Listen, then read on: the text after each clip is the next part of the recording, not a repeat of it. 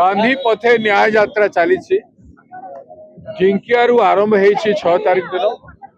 14 तारिख दिन भुवनेश्वर रे लोअर पीएमजी रे विराट सभा है सेक्रेटेरिएट घेराव होगी सर एवं जेएसडब्ल्यू जे पस्को पर आसिला से जमी रे हाराहारी 3000-4000 एकड़ जमी रे लोके धान मीन पान चाष करिकी बंची आउसथिले 150-200 वर्ष पूर्व 2006 रे कांग्रेस सरकार जेतेबेले केंद्र फॉरेस्ट राइट एक्ट आनिला 2006 एफआरए आसिला तद अनुजाई जो माने जंगल अंचल रे चाष करुथिले रोजगार करुथिले बसती करुथिले से मानकु पट्टा देवार आवश्यकता तांकु पट्टा न देकी इडको राज्य सरकार से जमी को नहीं गले विगत सरकार रे एवं ताकू नहीं कि पस्को को दे देथिले लोके न्याय मागिले आम जमी आमको दियो जी 100-150-200 आमर एफआरए रे कानून अच्छी 70 वर्ष ऊपर हेले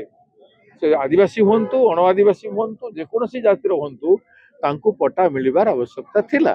तांकु पट्टा देवार थिला सरकार सेते बेले पट्टा देला नहीं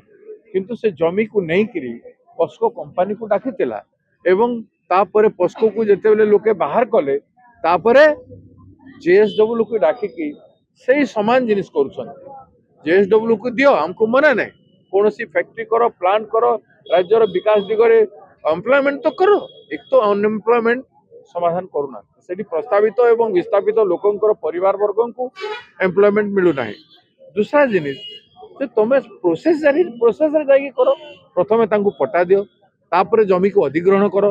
अधिग्रहण जो कानून अच्छी 2013 कानून अधिग्रहण ताकू लागू करो मार्केट प्राइस 4 गुण दियो घर परिवर्ते घर दियो जीविका परिवर्ते जीविका दियो एवं परिवार प्रत्येक व्यक्ति प्रति 2013 लैंड एक्विजिशन एलआर रे जो प्रोविजन अच्छी प्रति व्यक्ति को मासिक 3000 टंका लेखा 20 वर्ष पर्यंत प्रोविजन गुड़ाए प्रोविजन से राहुल गांधी जी कर 2013 लैंड एक्विजिशन कानून रे सेटा को लागू करो ये दुईटा कानून को लागू न करी ग्राम सभा को संपूर्ण भाव में अवहेला करी एटा जो करागला या लोके लड़ी लड़ी की थकी गले वर्तमान ताकू कांग्रेस पार्टी देव बाबू जड़े संग्रामी युवक से लड़ाई करते अनेक थर जेल रे अनेक दिन रहिले से तांकर संग्राम को आम सम्मान करी से माने आसीथिले गोटे ग्रुप हमको अनुरोध करथिले तांकर अनुरोध को रक्षा करी आमे आंदोलन को टेकअप करिछु।